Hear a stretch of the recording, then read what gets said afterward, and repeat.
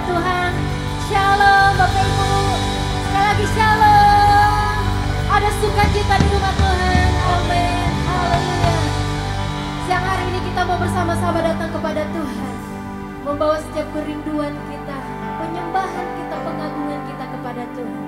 Kami bersyukur Tuhan buat penyertaan-Mu dalam setiap hidup kami ya Bapa. Sampai hari ini, detik ini Tuhan, kami boleh merasakan penyertaan-Mu, kebaikan demi kebaikan Tuhan yang Kau nyatakan dalam hidup kami. Terima kasih Tuhan Yesus. Kami mau naikkan penyembahan kami, syukur kami Tuhan, sebab Engkau Bapa yang baik, Engkau yang kami cinta. Terima kasih Tuhan Yesus. Terima kasih Tuhan.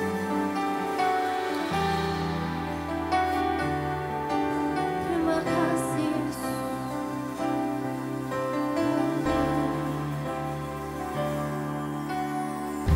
Bapakku yang ku cinta, Kau segalanya bagiku. Dalam setiap waktu selalu Kau bersamaku. Bapakku yang ku rindu, tinggal dekat denganmu, mengecap kebaikan-Mu selamanya.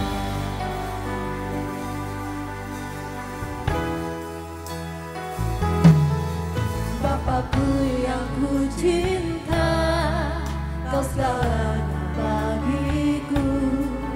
Dalam setiap waktu selalu Kau bersamaku.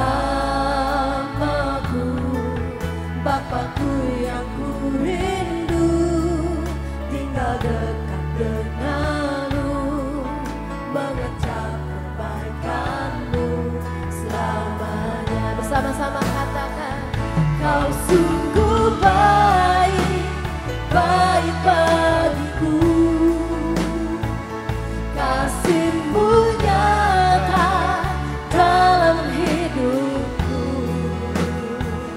Ku mau setia sepanjang umur hidupku. Betapa ku bersyukur atas kasih-Mu. Kau yang kami cinta Tuhan, Bapakku yang ku cinta, Kau segalanya bagiku. Dalam setiap waktu selalu Kau bersamaku. Bapakku yang ku rindu, tinggal dekat denganmu, mengecap kebaikan-Mu selamanya. Kau sungguh baik, baik bagiku.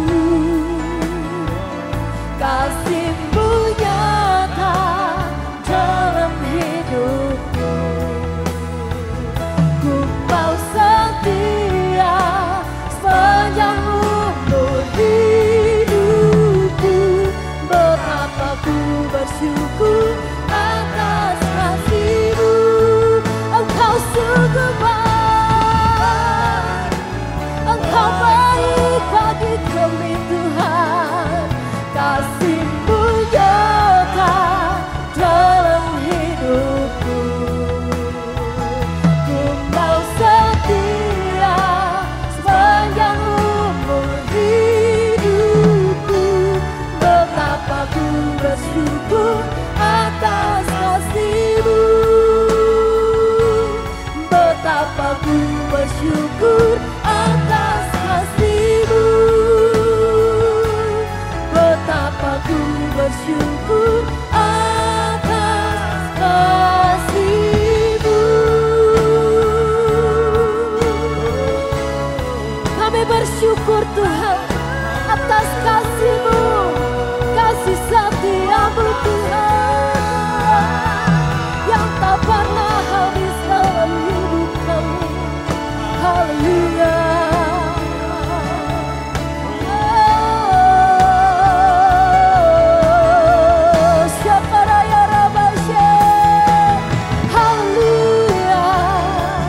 Haleluya.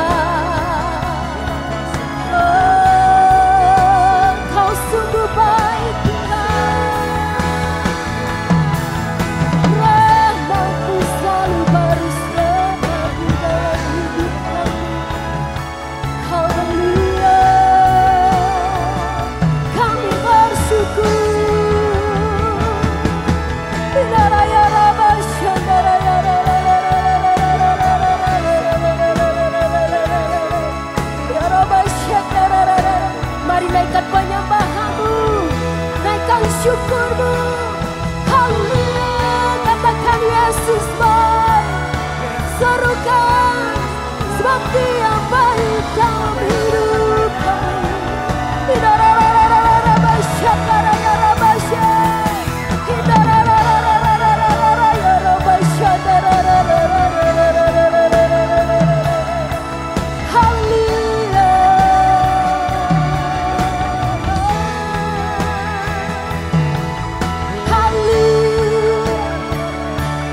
Sungguh kami kagum akan Engkau, akan perbuatan-Mu yang ajaib.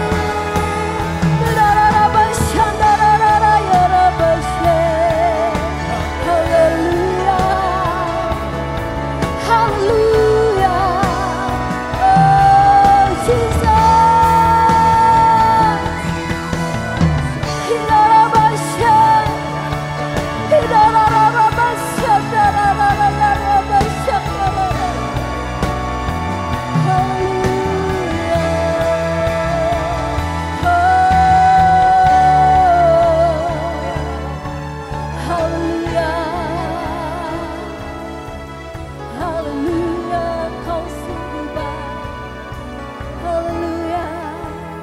Henti-hentinya Tuhan, kami mengagumi akan setiap kebaikan-Mu, kemurahan-Mu. Sungguh Tuhan, Engkau adalah Bapa yang baik. Kami bersyukur memiliki Allah yang dahsyat.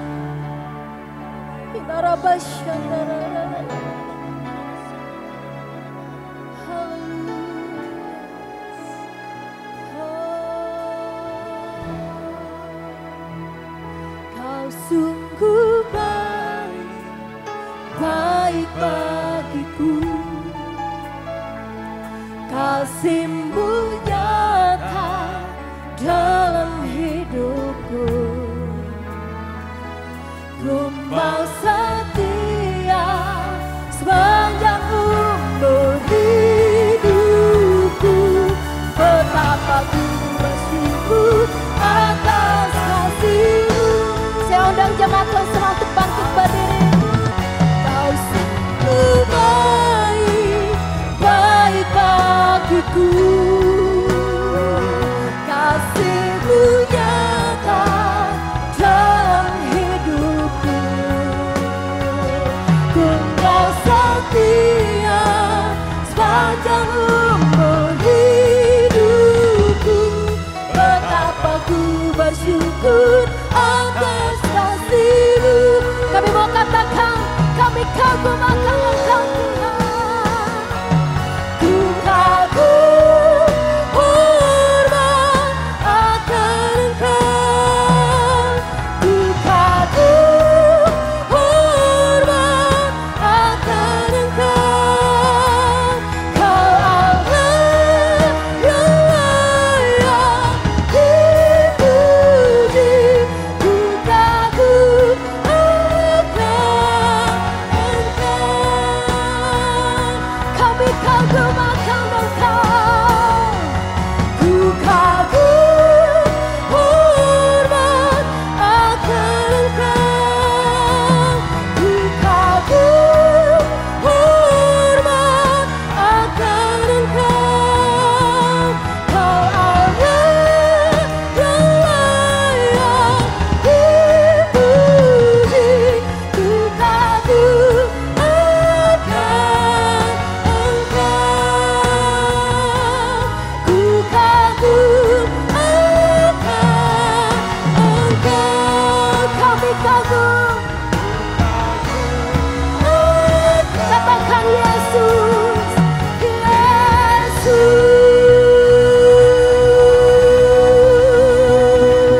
Kami kagum akan Engkau Tuhan. Kami mau meninggikan nama-Mu. Di dalam nama Tuhan Yesus yang siap memuji Tuhan. Bersama-sama katakan amin, haleluya. Yang siap memuji Tuhan boleh lambaikan tangan, haleluya. Yang siap berjalan bersama Tuhan.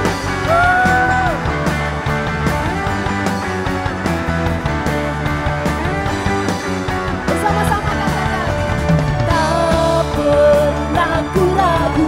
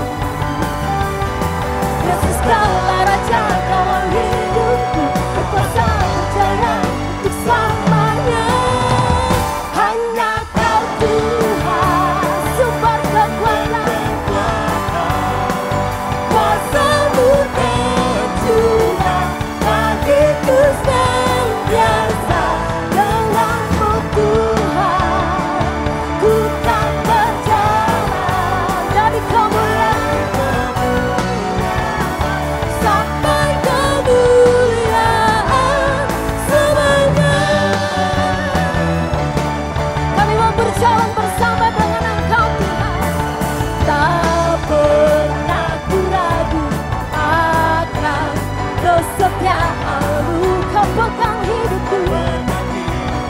Amin.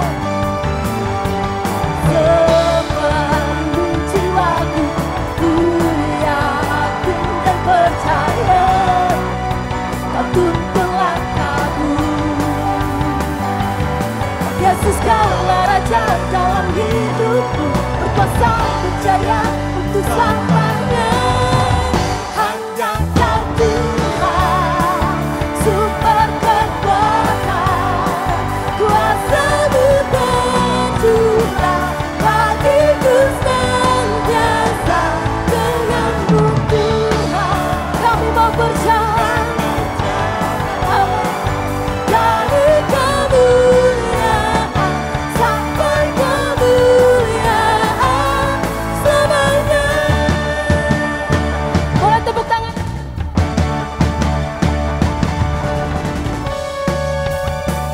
Kami mau berjalan bersama-Mu. Bersama-sama katakan, Yesus kaulah Raja dalam hidupku, berkuasa berjaya untuk selamanya. Yesus kaulah Raja, berkuasa berjaya untuk selamanya. Hanya Kau Tuhan, sumber kekuatan, kuasa-Mu tercurah bagiku senantiasa. Dengan-Mu Tuhan ku tak berjalan dari kemuliaan sampai kemuliaan. Hanya Kau Tuhan, sumber kekuatan, kuasa-Mu tercurah bagiku senantiasa. Dengan-Mu Tuhan ku tak berjalan dari kemuliaan sampai kemuliaan selamanya.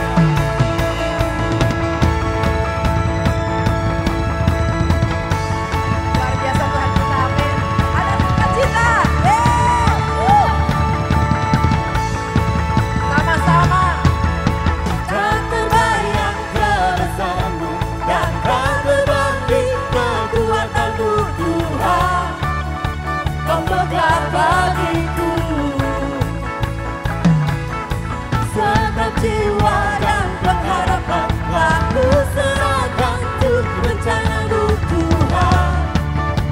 Kau Raja atasku, amin. Hanya Kau yang layak dibina.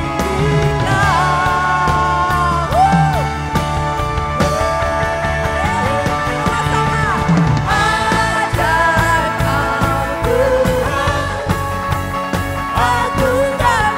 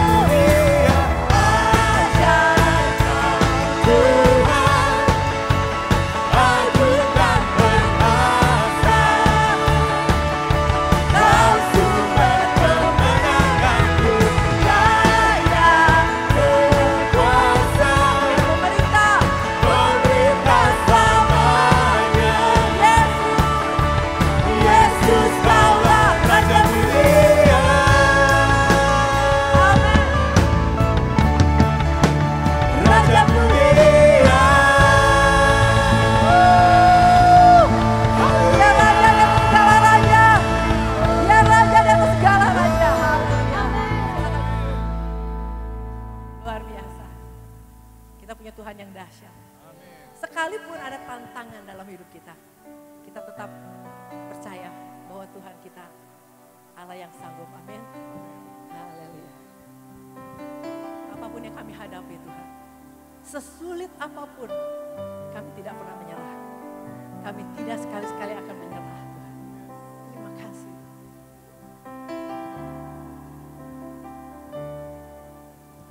Ku tak menyerah, walau kadang ku tak mengerti, tetap berserah, keyakinan di dalam hati. Rencana yang terbaik semuanya datang darimu, karena tanganmu memurnikanku. Ku tetapkan hatiku untuk percaya tanpa syarat, takkan goyah, ku nyatakan imanku untuk setia, serahkan hatiku.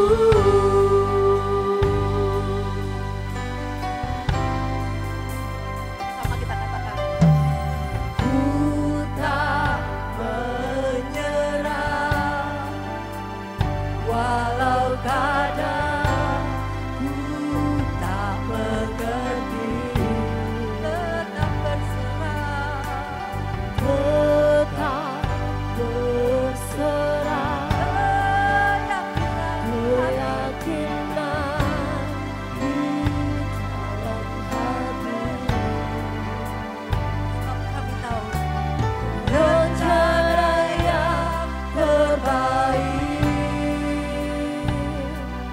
semuanya datang darimu, karena tanganmu memurnikanku. Ku tetapkan hatiku untuk percaya tanpa syarat, takkan goyah, ku nyatakan imanku untuk setia, serahkan hatiku. kami mau menyenangkan hatimu Tuhan. Ku tetapkan hatiku untuk percaya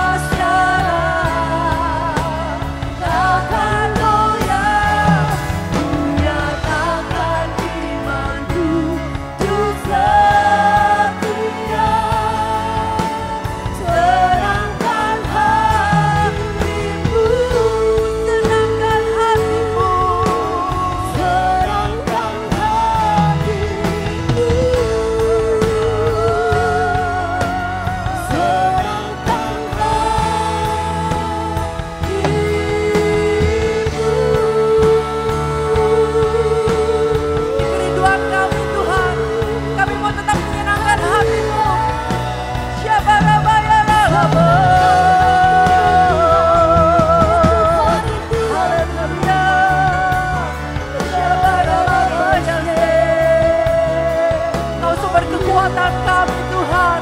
Kau satu-satunya pengharapan kami. Kami perlu Engkau Tuhan.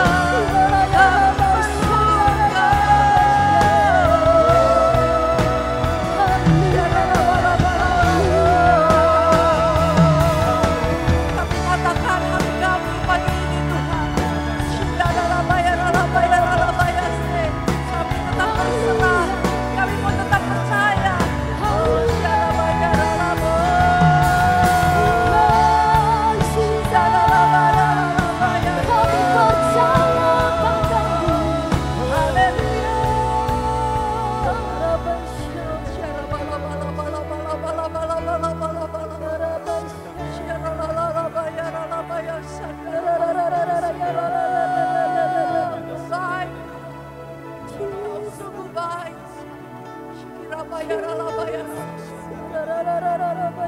Kami sudah melewati begitu banyak musim, tapi kami tahu Kau bersama dengan kami. Kau menyertai kami. Bahkan Kau berjanji menuntun tangan kami Tuhan. Kami punya Allah yang mengatakan bahwa Allah turut bekerja dalam segala hal untuk mendatangkan kebaikan bagi orang-orang yang mengasihi-Mu.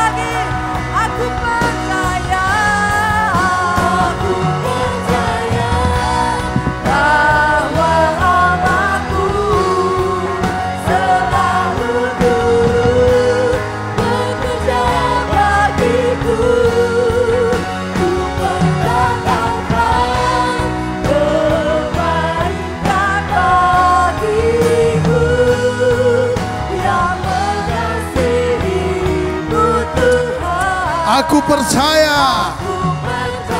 Oh, aku percaya bahwa Allahku selalu turut bekerja bagiku, mendatangkan kebaikan bagiku, mengasihi-Mu Tuhan, yang mengasihi, yang mengasihi-Mu, yang mengasihi, mengasihi-Mu Tuhan. Aku percaya.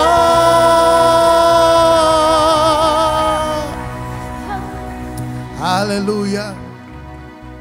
Dan Dan ibadah ini kami hadiri, kami ikuti karena kami mensyukuri anugerah yang telah membuat kami percaya kepadamu. Anugerah yang mendatangkan keselamatan, namun juga anugerah yang sama yang mengerjakan pembaruan di dalam hati. Terima kasih Bapa, kami siap untuk mendengarkan firman-Mu. Tolong hamba-Mu agar dalam pemberitaan ini nama Yesus dimuliakan, kasih dan perbuatannya diceritakan. Dan segala karyanya yang ajaib sehingga kami semua bertumbuh dalam pengenalan akan Allah. Demi nama Yesus kami berdoa. Sama-sama katakan amin. Haleluya. Silakan duduk Bapak Ibu. Shalom semuanya. Ya, senang sekali saya Yuri Abbas boleh bersama kembali dengan Bapak Ibu di Bandung, tempat ini. Saya sudah sejak kemarin sore ada di tempat ini dan telah menerima pelayanan hospitality dan keramahan dari mulai Pak Gembala, keluarga, Pak David juga semuanya. Dan biarlah dari Tuhan sendiri Bapak Ibu menerima balasannya. Amin. Haleluya. Dan di ibadah ini saya Yuri Abbas menyajikan sebuah tema Till Death Do Us Part. Ya, sudah ada lagunya, saya lupa namanya siapa yang nyanyikan lagu ini. Tetapi tenang saja, khotbah ini bukan tentang kematian saudara ya. Tetapi lebih tentang kasih di dalam keluarga. Sama-sama bilang kasih di dalam keluarga. Karena apapun dalam suatu keluarga saya melihat dan Alkitab juga menyatakan dengan sangat jelas bahwa hanya kasih yang dapat membuat suatu keluarga bertahan melalui musim-musim dalam hidupnya. Yang sepakat katakan? Amin. Nah, khusus buat orang muda, tenang saja, hari ini kita tidak hanya akan menyoroti kehidupan suami istri, tetapi tentu saja materi saya juga disesuaikan dengan kebutuhan ibadah raya. Ya, ada juga bagian-bagian yang menyentuh kehidupan orang muda. Karena sekalipun kalimat ini sampai maut memisahkan kita sangat identik dan melekat dalam kehidupan suami istri. Tetapi saya juga percaya dan saya berdoa untuk ini, apa itu? Bahwa kemesraan hubungan antara orang tua dan anak juga sampai maut memisahkan. Amin saudara. Saya tidak mau sebagai hamba Tuhan mendengar cerita ada anak-anak yang meratap, menangis karena baru setelah orang tuanya meninggal, baru berjumpa dengan kebenaran. Waduh, harusnya saya lebih mesra lagi dengan orang tua. Saya nggak mau kekristenan kita mengalami seperti itu.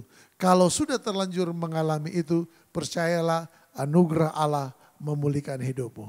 Amin. Kita mungkin tidak bisa ubah masa lalu, tetapi lewat kebenaran kita bisa mempersiapkan masa depan kita. Amin saudara. Satu kali teman saya cerita sama saya begini. Saya ketemu dia, setahu saya dia ini duda, tapi kemudian ada berita dia menikah lagi.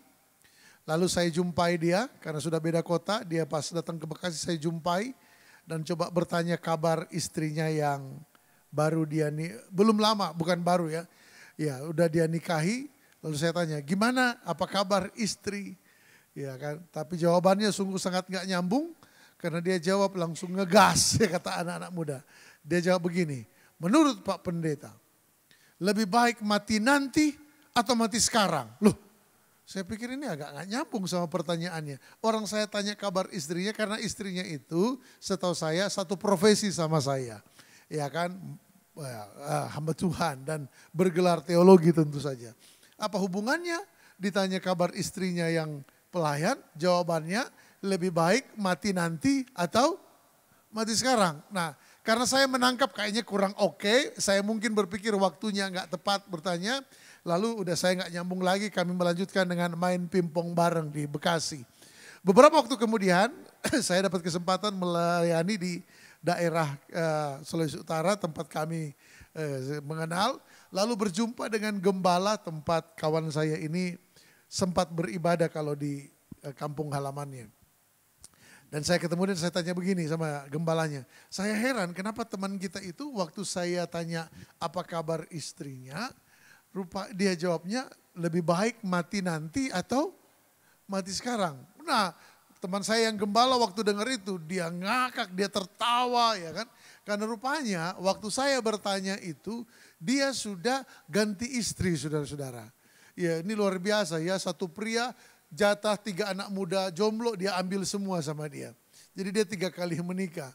Nah jadi rupanya waktu saya tanya itu di Bekasi, dia sudah punya istri yang baru lagi. Ini tolong jangan dicontoh Bapak Ibu ya.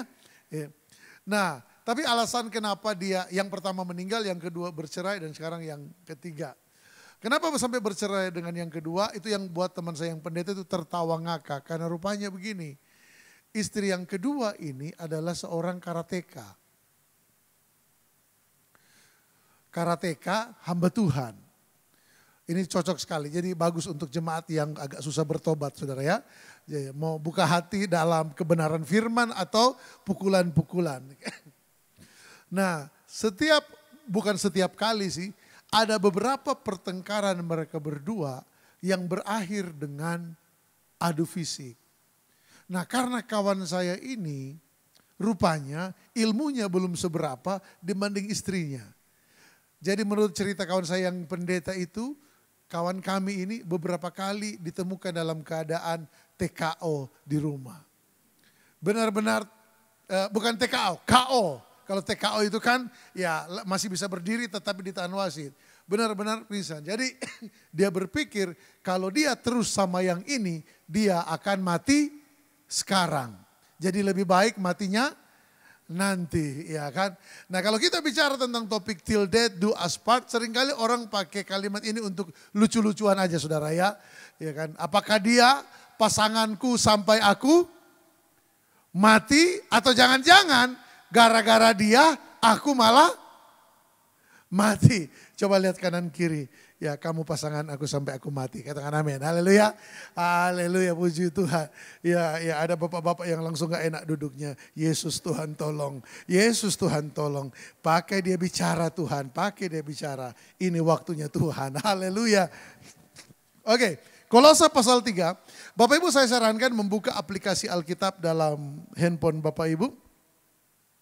Karena ada beberapa bagian yang akan kita baca tetapi tidak saya tampilkan di slide. Kolose 3 ayat 17 sampai 19, ayat ini juga akan menjadi bagian implikasi di akhir khotbah saya. Namun sebelum kita sampai ke sana ya tentu saja ada beberapa penjelasan yang harus kita renungkan bersama. Oke, sama-sama kita baca 2, 3 mulai. Dan segala sesuatu yang kamu lakukan dengan apa? Perkataan atau perbuatan, lakukanlah semuanya itu dalam nama Tuhan Yesus. Yang percaya katakan amin. Sambil apa? Mengucap syukur oleh Dia kepada Allah Bapa kita. Berarti sampai di situ. Jadi perkataan dan perbuatan dilakukan dalam nama Tuhan Yesus sambil mengucap syukur. Apa bentuk perkataan dan perbuatannya? Ayat berikutnya adalah contoh yang tepat. Haleluya. Sama-sama kita baca.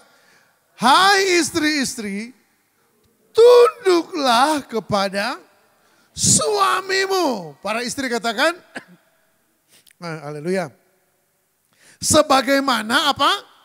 Seharusnya di dalam Tuhan. Jadi begini para istri yang saya kasih dalam nama Tuhan Yesus dan yang sangat dicintai oleh suamimu, amin. Jadi ayat ini mau bilang bahwa begini, bahwa seorang istri yang di dalam Tuhan itu tunduk pada suami. Dan itu dilakukannya dalam nama Tuhan Yesus sambil haleluya. Sama semua para istri bilang haleluya. Dan kemudian ayat 19 sama-sama kita baca. Kita baca bareng-bareng karena ini bukan ayat buat suami, buat istri. Ini ayat buat kita semua. Amin. Ya, buat anak-anak muda ya yang mau menikah tolong renungkan ayat ini. Ayat 19, 2, 3. Hai suami-suami, dan janganlah berlaku apa? Kasar terhadap dia. Jadi rupanya nasihat ini muncul, Paulus melihat ada perilaku itu di dalam jemaat Kristen. Beda sama jemaat yang di Bandung. Amin. Amin. Ya. Haleluya. Amin. Ya, ya, gimana? Udah cukup saya cari muka sama saudara? Ya, kejadian yang di Manado tadi jangan lupa ya. Iya, ternyata kekerasan bukan hanya milik pria. Ada juga pria yang KO, saudara-saudara. Haleluya. Aduh, kasihan banget. Ya, pantasan waktu itu saya langsung dibuat Tuhan tutup mulut. Hai suami, kasihilah istrimu. Nah, Pak, kalau kita lihat korelasi ayat ini, itu ada keterkaitan antara kasih kepada istri dan jangan berlaku kasar. Ini bukan sekedar sebuah kalimat yang memiliki nafas sinonim atau berkelanjutan, tetapi bisa terjadi paradoksnya. Seorang suami yang mengasihi istri belum tentu mendapatkan respon yang layak. Bisa jadi ini juga istri saya juga melakukan itu. Jadi tenang aja kalau ibu-ibu di sini melakukannya, istri saya juga melakukan itu. Ada kalanya kan saya kata bapak rohani saya, Pak Rudi itu, dan beberapa teman mereka bilang ya tipikal saya kan memang ya tipikal kolerik ya. Kurang romantis kayaknya. Ya. Kolerik sanguin ke pingwin-pingwinan. Nah katanya kurang romantis dan cenderung alfa gitu kan. Ya dalam pelayanan ternyata itu bisa bukan hilang tetapi diatur dengan baik untuk kemuliaan nama Tuhan. Amin. Nah seringkali kan saya yang alfa kolerik ini mencobalah untuk punya kata romantis buat istri. Kasihilah istri, lalu coba kita tolong. Ya dalam beberapa hal istri saya tidak menyadari itu dan itu cukup menjengkelkan. Dan yang lebih menjengkelkan lagi kalau dia pakai kalimat ini. Tumben. Aduh itu bercanda sih, cuman nggak tahu bapak-bapak di tempat ini. Kena mental loh saya Pak. Kita udah berusaha, tapi apa? Tumben. Itu sama menyakitkannya dengan jemaat yang udah lama nggak datang ke gereja, diajak susah, sekalinya kelihatan disambut penerima jemaat, tumben. Itu minggu berikut nggak akan datang lagi tuh percaya saya. Nggak pernah datang komsel, sekalinya datang disambut, tumben. Nah saya kan coba berbuat romantis yang, oke saya tonton filmnya kayak begitu dan saya modifikasi sedikit. Waktu kita lakukan dengan effort yang Pak kan pasti Bapak agak mirip ya. Kita itu kalau berusaha melakukan sesuatu yang kita nggak expert, itu 3 hari sebelumnya kita udah persiapan, betul nggak? Karena apa? Kan takut salah, itu bukan bidang kita. Betul ya? Waktu kita lakukan jawabannya tumben itu kayak, aduh udah bagus gua bikin. Udah bagus. Satu kali dalam contoh yang lain, masa pandemi kemarin kan kita benar-benar hancur semuanya, betul ya. Lalu istri saya berkeluh kesah dan saya coba berdiri atas nama kebenaran. Seharusnya itu juga nggak boleh karena saat istri sedang berkeluh kesah dia tidak butuh suami yang pendeta. Dia butuh suami, nggak ada pendeta-pendetaan. Jadi waktu dia lagi berkeluh kesah, saya berdiri sebagai seorang pendeta, trainer, pelatihan karakter, PIC pelatihan karakter hamba Tuhan, GBI seluruh Indonesia bahkan dunia. PIC modul Dulos Camp. Pernah ikut Dulos Camp? Wah, saya PIC-nya. Jadi kalau istri mengeluh langsung semangat trainer itu keluar. Tiba-tiba saya cosplay langsung jadi trainer yang maha tahu dan maha benar. Istri saya sedang mengeluhkan tentang pandemi dan keadaan keluarga termasuk ekonominya. Saya langsung bilang begini, sayang kalau saya juga mengeluh, saya bisa pilih untuk mengeluh. Tapi saya pilih tidak mengeluh. Keren dong. Tapi apa jawaban istri saya? Dia cuma gini Pak. Ini bapak pasti tahu. dia tidak mengeluarkan kata-kata, tapi hanya mengeluarkan sound, suara.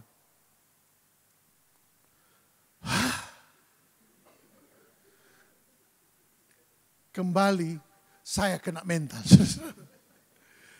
Itu saya mau tinggalkan dia di dapur. Itu waktu dengar, itu saya tiba-tiba merasa tanpa ada yang ngomong bahwa istriku sedang merendahkan saya dan tidak menganggap perkataan saya yang sangat diurapi Tuhan. Haleluya. Itu sangat penting. Saya langsung masuk. Saya juga tidak kalah dengan dia. Saya juga tidak berkata-kata. Hanya mengangkat telunjuk dan mengeluarkan satu kata. Hai! Aduh, saya kaget saudara. Istri saya shock. Dan hampir berlinang air mata. Saya merasa menang. Dan lalu kemudian saya ke kamar lagi. Di kamar Roh Kudus mengingatkan saya. Apaan sih? Hanya segitu, responmu terlalu gede. Kalau pakai analogi, kadang-kadang kita itu lihat tikus masuk rumah, kita cari granat untuk kita lempar. Betul ya? Kurang lebih seperti itu. Aduh, beberapa menit setelah itu saya datang dan ya saya tipe suami yang banyak buat salah dan paling gampang minta maaf. Jadi kalau ada pendeta bilang, banyak suami yang tidak tahu minta maaf. Oh saya merasa, itu bukan saya. Saya gak mau minta maaf. Tapi bukan karena saya menyesali perbuatan saya. Lebih kepada saya menggampangkan masalah. Jadi saya langsung datang, aduh sayang mohon maaf ya, mohon maaf. Kelebihan ya kan. Setelah itu saya duduk depan TV dan menonton acara YouTube kesukaan saya. Dan sampai sore saudara bisa tebak istri saya tidak ajak saya ngomong. Kasar yang di sini bukan sekedar tangan yang diangkat lalu pak. Itu tidak masuk kategori kasar, itu masuk kategori bego saudara ya. Ya enggak lah, kita pria itu dikaruniai kekuatan yang lebih oleh Tuhan. Tetapi jangan lupa kekuatan menahan penderitaan, laki-laki itu enggak ada apa-apanya. Wanita yang kuat. Amin. Haleluya. Nah bagian pengantar. Karena saya sudah dikasih tahu setelah ini tidak ada ibadah, jadi saya akan khotbah sampai mendekati jam saya naik bus. Bagian pengantar, sama-sama kita baca. Kalimat yang paling setara dengan ganja, karena dampaknya membuat orang jadi berhalusinasi adalah kalimat yang sering dipakai dalam romantika dunia yang ada. Ya kan? And they live happily ever after. Asik. Dan kita yang nonton serial romantisnya itu pun langsung, andaikan itu keluarga saya. Tenang aja Bapak Ibu. Dari film romantis yang Bapak Ibu nonton, keluarga kita masih jauh lebih baik. Karena film itu berakhir di pernikahan, betul kan? Iya kan? 2 tahun setelah itu, sama mereka juga bertengkar kayak kita. Amin. Tadi di ibadah pertama saya cerita bagaimana 2 tahun pertama pernikahan saya itu neraka pindah ke Bekasi saudara-saudara ya. Padahal waktu menikah itu kayaknya aduh tak ada lagi yang dapat memisahkan kami. Tiba-tiba saya lihat dia lihat saya, dia memikirkan tentang saya memikirkan tentang dia, tidak ada sedikit pun perbedaan. Maka melangkahlah kami ke pernikahan dan dilangsungkan di gereja GPDI di Kemudo. Tempatnya, Mas, siapa sih yang suka khotbah di sini itu? Pak Mika, papanya Pak Mika yang berkati kami. Papanya Pak Mika, Om Matius tanya, bagaimana? Iya kan, sudah yakin? Yakin sekali. Iya kan, kenapa? Karena kami bisa makan bareng waktu di Bekasi, sama-sama tidak milih makan di mana. Makan di abangan pinggir jalan, sama-sama suka. Bahkan saya nembak istri saya di Hoka Bento, Mall Metropolitan Bekasi. Kalau nanti ke sana, tolong ingat Pak Yori lamar istrinya di sini. Sama-sama cocok, iya kan? Tidak terlalu mahal, lebih ke ekonomis. Punya pandangan, saya berharap, waduh, dia ini keren banget, iya kan? Saya seorang pengkhotbah, seorang worship leader, dan istri saya sangat peka di dalam doa. Pendoa yang peka sama pengkhotbah. Amin. Kenyataannya, waktu hidup bersama saya baru tahu dia nggak bisa masak woku. You know woku? Dia makan daging B2 yang ada lemaknya. 2 potong, muntah. Saya makan B2 yang ada lemaknya. 2 kilo sendiri. Istri saya makan 2 potong itu loh, yang ada lemaknya itu loh. Itu, Yesus Tuhan. Satu kali saya pulang dari pelayanan, dan dia dengan bangga, kami berdua dan ngekos itu, dipetakan 4L itu. Tahu ya, petakan 4L. Anak-anak muda ini mana tahu mereka. Lu lagi, itu maksudnya 4L. Petakannya cuma itu, kamar mandi ya di situ, makan ya di situ, kamar ya di situ. Saya pulang dan dia sambut saya dan dia bilang begini, Pak, aku udah masak. Orang Sulawesi Utara, kalau istrinya bilang aku udah masak, itu berarti kan di luar dari kebiasaan dan pasti menyentuh menu kami, orang Sulawesi Utara. Saya carilah di meja makan, kebetulan ada meja makannya. Saya lihat, mana yang dia masak. Karena dia sambil di luar, saya keluar, saya tanya, yang dimasak yang mana? Lah itu di meja makan. Saya bukan nggak lihat yang di meja makan itu Bapak Ibu. Saya lihat, itu ada seperti makanan. Tapi saya nggak tahu kalau itu bisa dimakan. Yang kemudian hari ini kita kenal dengan nama tempe orek. Bayam, ijo, kuah bening.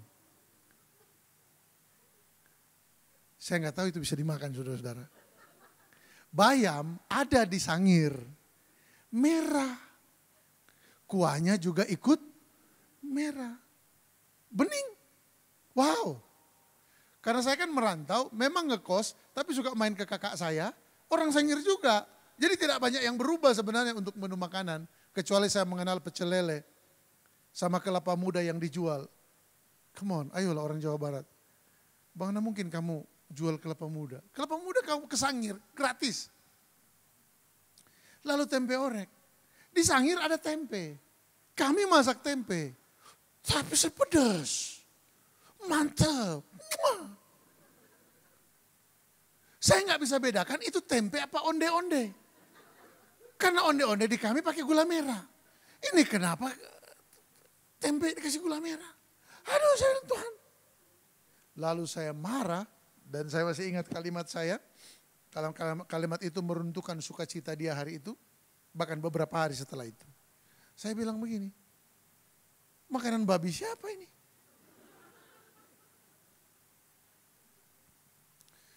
Hilanglah semua yang saya bayangkan tentang pendoa yang peka, pengkhotbah yang akan bersatu. Pasti tiap hari kami lihat kemuliaan Tuhan. Enggak, setan saudara.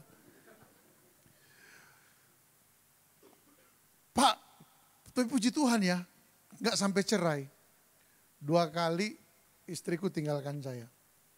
Dia balik ke rumah kakaknya. Dan di budaya kami orang Sulawesi Utara, kalau istri turun dari rumah, pulang keputusan sendiri. Tidak ada jemputan. Jadi saya tidak jemput sampai dia pulang sendiri. Puji Tuhan dia pulang. Yang kedua, saya yang jemput. Kenapa? Karena Pak Yori cintanya kembali sebagai seorang hamba Tuhan? Bukan. Saya malu, saya hamba Tuhan, terus nanti tiba-tiba cerai. Jadi yang mempertahankan kami bukan cinta, bukan kasih Allah, lebih kepada gengsi. Tapi puji Tuhan, Tuhan pulihkan. Haleluya. Apakah pernikahan separah itu? Tentu saja tidak. Ya sama seperti seorang anak muda, Bapak Ibu nanti bisa cari ya, ada jokes-jokes dari Amerika, itu saya cari di situ. Seorang wanita muda Amerika dia tanya kepada neneknya, karena dia mau menikah. Dia tanya begini, apa benar yang dikatakan orang bahwa kehidupan pernikahan itu seperti jalan-jalan di taman? Dengan sarkas neneknya jawab, ya. Terus wanita muda ini melanjutkan lagi. Apakah itu seperti Taman Eden atau salah satu taman bunga lainnya? Enggak, itu lebih kepada Taman Jurassic. Haleluya. Tapi jangan salah paham dengan khotbah hari ini Bapak Ibu, bilang kanan kiri jangan salah paham. Maksudnya bukan teologi filsafat penderitaan ala Immanuel Kant, tetapi mengenal dengan benar kebenaran tentang relasi tiap individu dalam keluarga. Katakan amin. Sama-sama baca tulisan di bawahnya. Karena pada dasarnya keluarga diciptakan Allah untuk kebahagiaan anak-anaknya. Nah, saya tadi menyebut Immanuel Kant. Immanuel Kant adalah orang yang percaya bahwa semakin besar Anda mencintai sesuatu, semakin kurang mulia cinta itu sebenarnya menurut dia. Karena bagi dia adalah begini, menurut Kant, cinta sejati adalah karena komitmen saya memilih untuk menderita dan tetap setia kepada istri saya daripada mengasihi dia, mengumbar kemesraan dengan sepenuh hati. Kant beranggapan bahwa penderitaan dapat menjadi indikator kita ada di jalan yang benar. Sadly to say, kekristenan pun sebenarnya banyak terkontaminasi dengan paham ini.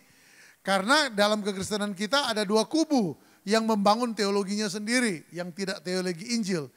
Teologi kemakmuran dan teologi penderitaan. Sorry. Ada orang-orang yang menilai kerohanian seseorang berdasarkan tingkat kemakmurannya. Sementara ada orang yang lainnya yang menilai level kerohanian seseorang dari tingkat penderitaan. Ada jemaat yang mau ke gereja kalau dia lihat gembalanya itu kaya raya. Oh kalau dia kaya raya pasti teologinya benar. Karena makin seorang takut Tuhan makin diberkati. Terima. Entah apa yang diterima. Tapi ada yang lain yang berpikir, wah nggak kayak gembala saya itu loh. Ya gembala saya itu. Karena bagi jemaat, gembala itu kalau makin menderita, makin rohani. Apalagi sampai susah bayar uang sekolah anak. Itu gembala saya itu keren banget. Sepatunya aja sobek-sobek. Lalu bagaimana teologi Injil memandangnya? Enggak, teologi Injil tidak berpihak pada salah satunya. Teologi Injil tidak alergi dengan kemakmuran, tidak juga kaget dengan penderitaan. Lagi pula kan kadang-kadang kita juga munafik ya.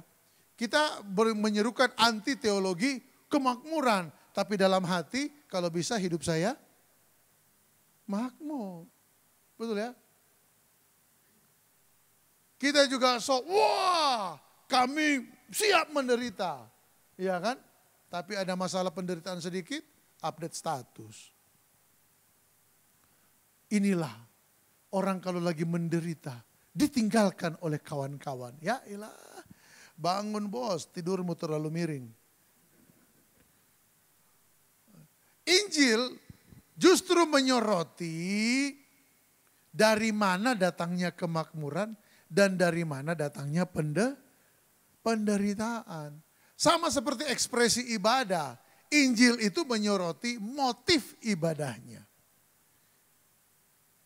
Kalau Anda datang ke tempat ini hanya karena begini, saya mau datang ibadah supaya Tuhan lakukan sesuatu buat hidup saya. Pertanyaannya, kalau Tuhan belum melakukan sesuatu sampai hari ini, minggu depan masih mau datang ibadah? Kita ini beribadah karena relasional, relasi atau transaksional.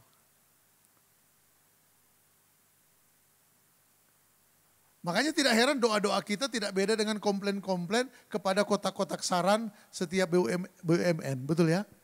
Ya kan, langsung kita tulis, ya kan. Tuhan, aku telah berdoa, aku telah baca Alkitab. Mana? Sama seperti anak sulung yang marah kepada bapaknya yang mengasihi anak yang bungsu, betul ya? Dan bentuk komplainnya dia apa? Aku telah taat. Tapi nggak pernah ada apa-apa. Oh rupanya selama ini itu yang dia tunggu. Semua ketaatan ini harus ada upahnya. Oke, saya udah keluar terlalu jauh. Mari kita kembali ke topik kita. Alkitab adalah petunjuk dan juga apa? Penuntun kepada kualitas hidup yang benar sebuah keluarga. Namun juga memberitahu bahwa kita harus bersiap bila kenyataan itu belum terjadi dalam keluarga kita. Memang adalah indah bila istri tunduk pada suami. Amin Bu. Oke. Ya, saya mengerti. Ibu-ibu memang udah, nanti dulu, nanti kalau aku jawab amin, jangan-jangan yang selanjutnya lebih parah. Ya, memang pendeta sekarang ini ku suka gitu sih ya. Memang adalah indah Pak, bila kita itu mengasihi istri dan tidak berbuat kasar. Tapi Alkitab juga memberitahu bahwa apa yang ideal itu adalah sebuah proses. Amin. Entahkah menjadi berkat atau masalah, setiap orang membawa quote in quote bagasi masing-masing ketika mereka masuk dalam keluarga. Apabila bagasinya itu adalah masalah dari iblis dan dosa, itu tak bisa berubah dengan sendirinya atau dengan kata-kata motivasi sekuler. Sebaliknya, bila terus diabaikan dapat menjadi petaka. Bagasi yang saya maksud di sini, waktu seorang suami, istri, anak muda dia datang ke dalam sebuah keluarga, dia kan bawa pola asuh, nilai-nilai dalam keluarga. Betul ya, bagaimana dididik. Saya tadi cerita kepada Pak Ishak dan Pak David di ruang hospitality, bagaimana ada satu keluarga yang mamanya sampai hari anaknya meninggal, masih pesannya begini, pokoknya kamu betul mama udah izinkan nikah, punya anak, tapi orang yang paling harus kamu dengar yang pertama adalah mamanya. Waduh, itu ya sedih untuk dikatakan ya. Saya bilang sama anak-anak saya, dari sekarang Papa belajar mempersiapkan diri. Untuk apa? Ketika kalian nanti sudah berkeluarga, ada area-area yang kalian boleh cerita ke Papa. Ada area-area yang kalian tidak perlu cerita ke Papa, tapi nanti Papa akan tanya. Tetap aja sama aja saudara ya. Ternyata belajarnya dari sekarang. Betul ya Pak Ishak ya? Belajarnya dari sekarang loh. Bukan nanti ketika dia sudah ada di pelaminan, teng. Enggak, belajar dari sekarang. Hari ini nasihat saya kepada putri-putri saya adalah gereja tidak berutang apapun pada kalian. Kalian tidak berutang apapun pada gereja. Satu-satunya motif kalian melayani di gereja adalah karena kalian melayani Tuhan. Kenapa? Saya bersaksi kegagalan saya. Saya bilang, kalian tahu enggak hati Papa sekarang? Loh saudara, hati saya sekarang di gereja itu makin sombong bukannya makin rendah hati. Kenapa makin sombong? Saya mulai menghitung setelah sekian puluh tahun pengabdian, saya udah mulai punya tanda-tanda jejak-jejak jasa. Ngerti maksudnya enggak? Saya udah mulai punya catatan-catatan sejarah, kontribusi di gereja. Saya masih ingat dulu Papi panggilan saya buat Bapak Gembala saya. Dia waktu saya belum lama gabung dia pernah panggil dan bilang begini, PK bulananmu aku naikin ya. Saya dengan mantap menolaknya. Enggak Pi, enggak. Saya belum pantas. Dan tahukah saudara, peristiwa itu saya jadikan bahan khotbah untuk saya saksikan kepada pengerja-pengerja yang lain. Saya pernah dipanggil oleh Bapak Rohani untuk dinaikkan bulanan saya dan saya tolak. Lebih ke belagu sih. Dan coba perhatikan kalimat saya belum pantas. Sekarang ini saya sudah merasa pantas. Dia nggak pernah panggil, sekarang saya yang tanya sendiri. Ada pola asuh seperti itu. Ada keluarga yang mendidik anak-anaknya. Kamu mesti kaya, karena kalau nggak kaya, kamu nggak dihormati orang. Lihat nih papa mama, kalau di pertemuan keluarga, karena nggak kaya, tugas kita cuci piring setelah makan. Belum lagi sang ayah akan mendidik anak laki-lakinya dengan kalimat, kamu nanti kalau jadi suami seperti ini, seperti itu. Mamanya juga tidak kalah mendidik kepada anak perempuannya. Kamu nanti kalau jadi istri, jangan mau kamu dibego-begoin. Lihat lo mama ini dibego-begoin suami. Nah ini tidak tanpa kita sadari menjadi bagasi dalam generasi-generasi. Dan itu akan mereka bawa dalam keluarga mereka. Kalau bagasi yang dia bawa adalah kebenaran, kabar baik. Tapi kalau bagasi yang dia bawa adalah pola asuh yang di luar kebenaran dan tidak diselesaikan, itu tidak akan pernah selesai dengan sendirinya. Kalau dibiarkan jadi petaka, sebaliknya keluarga-keluarga akan mengalami konflik dan bahkan tension. Nah, bagaimana mencari solusi dari perspektif Injil terhadap masalah ini? Karena semua agama menawarkan filsafatnya masing-masing. Betul saudara? Sebelum kita sampai ke sana, ya saya mau bacakan satu jokes dulu kepada saudara ya. Ya, ini seorang istri dengan marah dia datangi suaminya dan bilang begini, kenapa sih kamu nggak bilang kalau dari dulu kamu itu miskin banget? Suaminya bilang begini, dari dulu aku udah bilang, tapi kamunya aja yang nggak dengar dan nggak ngerti. Istrinya penasaran terus bilang begini, kapan kamu bilang? Emangnya dulu kamu bilang apa? Dulu suaminya bilang, dulu aku bilang, sayang, cuma kamu satu-satunya yang aku miliki dan aku punya di dunia ini. Kamu malah jawabnya, so sweet. Ya kan? Bapak Ibu kadang-kadang dalam kehidupan kita ya, persoalan yang sebenarnya bukan kita tak mau mendengar. Betul ya? Tetapi apa? Kita hanya mendengar yang kita mau. Betul ya? Nanti jokes yang lain saudara minta sendiri materinya. Ya, bagaimana solusi Injil dalam hal ini? Identitas. Kolose 3 ayat 1 sampai 3, sama-sama kita baca dengan cepat. Karena itu, kalau kamu dibangkitkan bersama dengan apa? Kristus. Amin. Berarti sebelumnya kita mati. Kristus bangkitkan kita oleh rohnya. Amin saudara. Carilah perkara yang di atas, di mana Kristus ada. Apa artinya? Kristus yang memerintah. Kita menjalani keluarga sampai maut memisahkan ini bukan berdasarkan nilai-nilai yang kita temukan dari dunia ini. Tetapi nilai-nilai yang tunduk pada pemerintahan Allah. Ada yang sepakat dengan itu? Amin saudara. Lalu kemudian pikirkanlah perkara yang di atas bukan yang di bumi. Sebab kamu telah mati dan hidupmu tersembunyi bersama dengan Kristus di dalam Allah. Tulisan warna putih kita baca sama-sama. Sebelum sampai kepada nasihat tentang hubungan, Paulus menulis tentang identitas. Mengapa ini penting?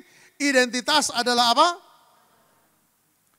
Kesadaran tentang, lanjut. Siapa kita di hadapan Allah dan manusia yang akan mempengaruhi cara pikir dan tindakan kita. Coba lihat ya, kalau saya sadar saya suami, berarti, dan saya selalu mengingatkan kepada diri saya bahwa saya seorang suami. Yang pertama berarti saya punya identitas dong. Amin. Kalau istri saya sadar dia adalah istri, identitasnya ada, maka dia pun akan berpikir sebagai seorang istri. Saya akan berpikir sebagai seorang suami. Tindakan itu mengikuti. Makanya begini, sebelum kita belajar tentang what should we do to Christ, kepada Tuhan, apa yang harus kita lakukan kepada Tuhan, engkau harus tahu siapa engkau hari ini. Manusia lamamu sudah mati, amin. Amin. Jadi gak ada lagi dalam keluarga suami bilang, wah saya dari keluarga ini didikannya kayak begini. Itu baik. Tetapi didikan dari keluargamu itu tunduk pada pemerintahan Kristus. Istri juga seperti itu. Anak-anak juga seperti itu. Ah papa mama ini apa sih? Betul itu pola pendidikan lama. Aku baca nih Pak di rubrik ini, di jurnal ini. Pendidikan orang tua terhadap anak itu harusnya gini-gini. Betul itu baik. Tetapi apapun itu dia harus tunduk pada pemerintahan Kristus. Karena kita adalah anak Tuhan. Ada yang bisa bilang amin? Yang kedua, saudara, nah di bagian ini saudara perlu melihat aplikasi Alkitab yang tadi saya bilang. Kolose pasal 3 ayat 12 sampai 14. Firman Tuhan bilang begini. Karena itu sebagai orang pilihan Allah yang dikuduskan dan dikasihinya, kenakanlah belas kasihan, kemurahan, kerendahan hati. Waduh, saudara lihat Alkitab sedang membuat kita punya bagasi yang baru, amin. Yang isinya apa? Belas kasihan, kemurahan, kerendahan hati, kelemah lembutan dan kesabaran. Jadi gak ada lagi pria yang bilang begini, oh pria dari daerah kami memang bawaannya begini. By the way itu kebanggaan saya dulu. Saya pernah lihat papa saya tempeleng mama saya. Saya pernah lihat pendeta idola saya tempeleng istrinya. Jadi bagi saya berarti tempeleng istri adalah warisan yang harus dijaga dan dilestarikan.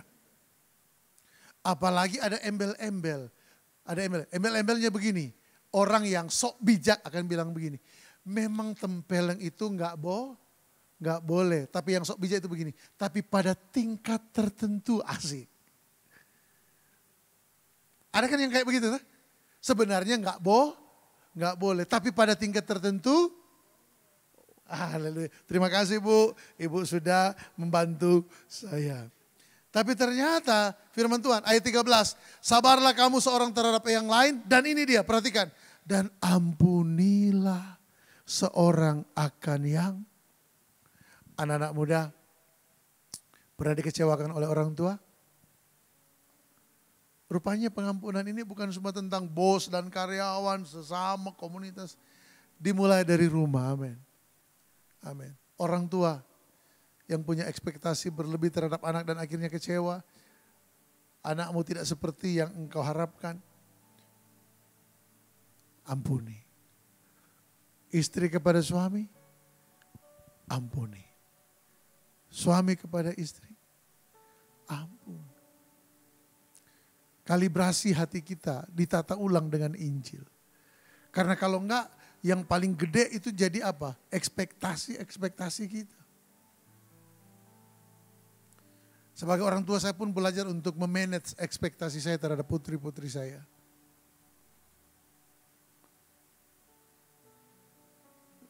Soal sekolah, prestasi di sekolah. Saya janji sama mereka tenang aja, tapi sekaligus juga minta maaf. Nilai raport kalian tidak akan pernah Papa publish di medsos. Karena ada banyak orang tua publish reputasi anaknya di medsos. Sekalipun didahului dengan kata, puji Tuhan, juara satu lagi dia. Sungguhkah engkau memuji Tuhan? Atau jangan-jangan engkau menarik perhatian orang kepada dirimu sendiri? Coba tanya sama anakmu. Tidak ada anak sekalipun berprestasi atau tidak berprestasi yang senang apapun tentang dia dipublish orang tuanya. Betul enggak? Berapa banyak orang tua di sini yang tidak di-follow anaknya di medsos? Selamat datang di dunia nyata. Amin. Jangan boro-boro follow Pak. Kelihatannya sih bersahabat, tapi nggak bisa akses. Ya kan? Saya bilang sama putri saya, mohon maaf Papa seperti itu ya. Tapi tenang aja, semua kalian, baik pencapaian maupun kegagalan, akan tetap kita rayakan. Amin. Waktu mereka berprestasi, kami rayakan. Anak pertama saya dari TKA sampai kelas 5 SD, saya selalu dipanggil oleh guru matematikanya. Kenapa? Karena setiap kali belajar, Naya selalu angkat tangan. Miss, kenapa ayah ganti pelajarannya? Saya bosan. Saya datang dipanggil. Kenapa dia Pak Pendeta? Saya bilang, saya juga nggak tahu itu Miss. Padahal kakeknya itu guru matematika loh. Neneknya itu guru. Saya nggak tahu dia lompat dari mana itu. Oke, ya Missnya cuma ketawa karena dia tahu itu dari siapa. Yang ketiga, sorry Bapak Ibu, ini indikatif imperatif ya. Indikatif imperatif itu maksudnya begini, indikatif kita telah menerima, kita pasif, Tuhan yang mengasihi kita. Tuhan yang memutuskan mencintai kita. Filipiensi pernah bilang begini, tak ada apapun yang dapat kamu lakukan yang dapat membuat Allah lebih mengasihimu dan kurang mengasihimu. Kenapa? Karena dia telah memutuskan untuk mengasihimu. Nah karena kasih itu, itulah yang membuat kita jadi punya imperatif kasih. Apa itu imperatif kasih? Karena kasih Allah lebih dahulu sampai kepadaku, kasih itu akan aku bawa keluar mengasihi orang-orang di sekitarku. Amin saudara. Dan terakhir ada bagian di ayat yang ke-17.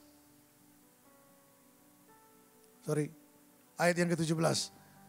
Dan segala sesuatu yang kamu lakukan dan perkatakan dan perbuat, lakukanlah semuanya itu dalam nama Tuhan Yesus. Sama-sama bilang, dalam nama Tuhan Yesus. Apa maksudnya melakukan dalam nama Tuhan Yesus? Apakah seperti berdoa menengking atau menginginkan sesuatu lalu ditutup dalam nama Tuhan Yesus? Tidak saudara ya, yang saya maksud di sini adalah begini. Sama seperti saya adalah pasangan yang tak sempurna bagi istri saya. Dia juga adalah istri yang tidak sempurna bagi saya. Tapi kok kenapa bisa bertahan sampai sejauh ini? Kenapa keluarga kita bisa bertahan? Kenapa orang tua tetap juga mengasihi anaknya? Jawabannya sederhana. Karena kasih Kristus sempurna bagi keluarga kita. Amin saudara. Maksud yang lebih jauh dari perkataan ini adalah begini. Sama seperti Kristus mengasihi saya dalam ketidaksempurnaan saya. Maka kami dalam keluarga dapat saling mengasihi dalam ketidaksempurnaan oleh karena Kristus. Kenapa saya kecewa dengan istri saya? Karena ekspektasi saya tak terpenuhi. Lalu saya mulai menuntut. Harusnya dia sempurna, padahal saya lupa kalau dia menuntut sebaliknya juga terhadap diri saya. Tetapi kenapa saya bisa mengasihi dia yang tidak sempurna dan dia mengasihi saya yang tidak sempurna? Begitu pula keluarga kita. Karena kita yang tidak sempurna di hadapan Kristus telah menerima kasih sempurna dari Kristus. Bagian terakhir, implikasi. Karena kasih Kristus yang menggerakkan kita. Maka yang pertama sama-sama baca. Suami hidup penuh kasih dan tak kasar terhadap istrinya. Amin. Karena mesin di dalam hati kita adalah kasih dari Kristus. Yang kedua, karena kasih Kristus yang menggerakkan, maka istri dapat tunduk kepada suami seperti seharusnya di dalam Tuhan. Lalu kemudian yang ketiga, karena kasih Kristus yang menggerakkan, maka orang muda dengarkan ini, anak-anak melihat ketaatan kepada orang tua sebagai sebuah keindahan hidup dalam Tuhan. Bagian terakhir boleh sama-sama kita baca sambil berdiri. Keluarga kita dirancang Allah agar anak-anaknya dapat menikmati pembagian sukacita dan kasih yang mesra antara Allah dan manusia, antara manusia dan sesamanya. Itulah yang Paulus katakan, hubungan suami istri adalah sebuah rahasia yang besar seperti hubungan Kristus dan jemaatnya. Mazmur 103 ayat yang ke-13. Seorang anak dapat menjadi anak yang takut akan Tuhan karena dia tahu bahwa dia takut akan Tuhan. Allah sangat menyayangi, Allah sangat mencintai dia. Dari mana dia tahu? Mazmur 103 ayat 13 bilang, ketika dia melihat kasih ayahnya terhadap dirinya. Jadi bagaimana hari ini? Till death do us part, sampai maut memisahkan kita. Amin saudara, tetapi tetap dalam sukacita dan dalam kebenaran. Haleluya. Amin untuk firman Tuhan. Bila Bapak Ibu sedang duduk bersama dengan suami istri, bolehkah bergandengan tangan? Bila Bapak Ibu sedang bersama dengan anak-anak, boleh juga bergandengan tangan sebagai satu keluarga. Sama-sama kita datang pada Tuhan. Kita izinkan hati kita ditata ulang oleh Injil Kerajaan Allah. Dan hari ini, sebagai orang-orang yang telah dibangkitkan dalam Kristus, kita membawa bagasi yang baru, bagasi yang datang dari sorga dalam keluarga kita. Hati kita dipenuhi dengan damai sejahtera, katakan amin. Hati kita dipenuhi dengan kemurahan. Hati kita dipenuhi dengan kasih mesra. Hati kita dipenuhi dengan kerelaan untuk mau mengampuni. Biarlah orang-orang tua mengampuni anak-anaknya. Anak-anak juga mengampuni orang tuanya. Biarlah istri mengampuni suaminya yang tak sempurna.